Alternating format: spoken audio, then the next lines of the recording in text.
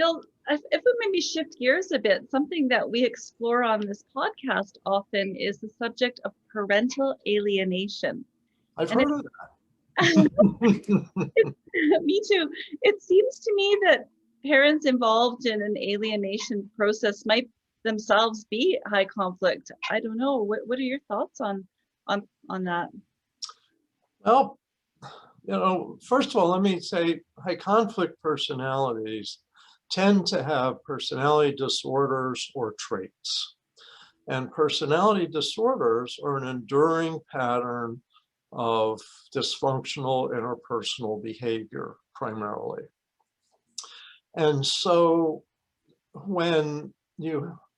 so people with personality disorders, they're not all high conflict, but they're stuck in a rigid, enduring pattern of dysfunctional interpersonal behavior.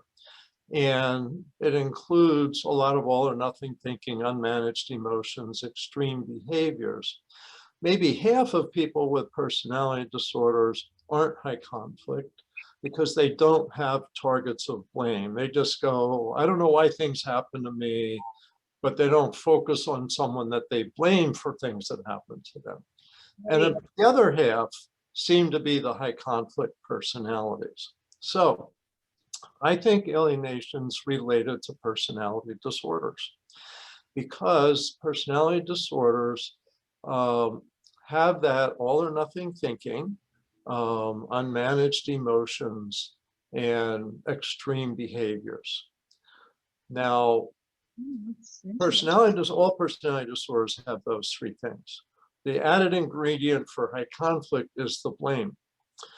So if you have a high conflict personality disorder, then, and you're a parent, your child, from the time you're born, the child learns, from the time the child's born, the child learns that there's good people and bad people in the world. It's all or nothing.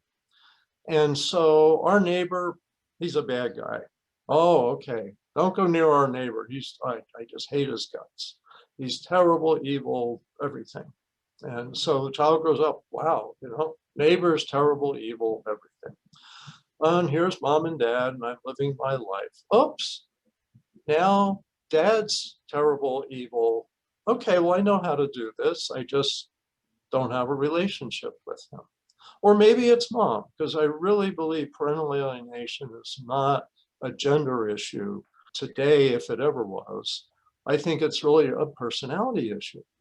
And so the child learns all or nothing thinking, unmanaged emotion. You talk to a child, so tell me about your dad. I hate my father. It's all emotional. And why don't you want to spend any time with your dad? Well, I don't like the way he wears his hair. He embarrasses me by the way he wears his hair. So I don't want him coming to the school. In fact, I don't ever want to see him again.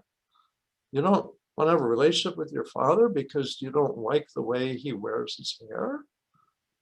And it's like they're trying to find what the reason is because they emotionally absorbed it. And alienation, people just don't get this, even in the court system. Alienation is an emotional process, not a logical process. And so people absorb it emotionally, and kids absorb it emotionally, but they don't know why.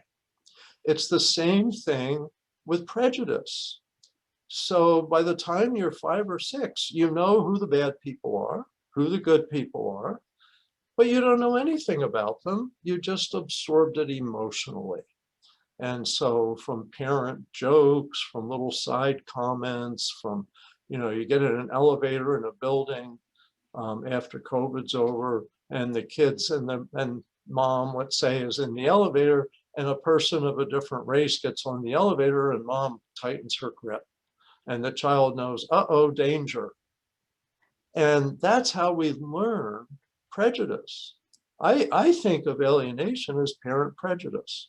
It's learned primarily emotionally. It's learned in lots of little tiny ways. And that a child doesn't necessarily understand it, but it's extreme. It's all or nothing. It's emotional. and extreme behavior. I want nothing to do. I had a case where I got a change of custody for a 13-year-old girl to father because mother had been so extreme in blocking his relationship with her. So there's a change of custody, but she's already 13. And next thing we know, she's running away from his home. And this is extreme behavior. You hear about kids feeling suicidal in these cases, extreme behavior. So it's, I think, related to personality disorders. I'd say I've been involved as a lawyer representing clients, maybe 20 cases, maybe 30 cases as a high conflict consultant. Out of those 50, there's always a personality disorder.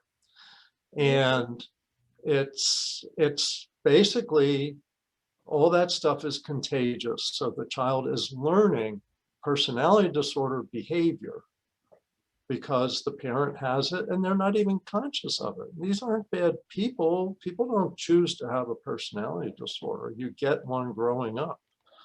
And so there's a connection. And because of that connection, the way out of this is in many ways emotional training.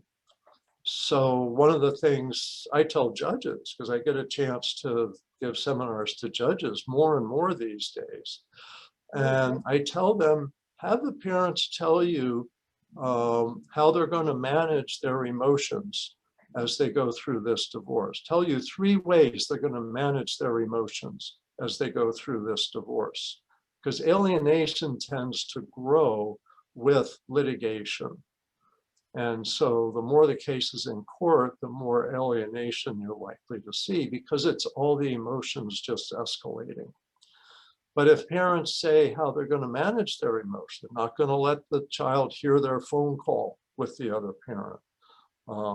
They're not going to cry in front of the child about the child spending time with the other parent.